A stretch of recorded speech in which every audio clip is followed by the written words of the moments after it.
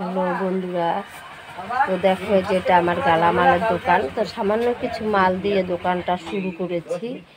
তো তোমরা যদি কেউ আমার দোকানে আসতে চাও তো চলে এসো।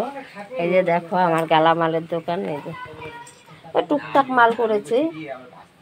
তো একবারে তো সব হয়ে যায় না, আস্তে আস্তে সব আনবো। তো কিছুটা এনেছি, যা যা খুব না হলে যেটা না হয় আশেপাশের লোকে নেয়।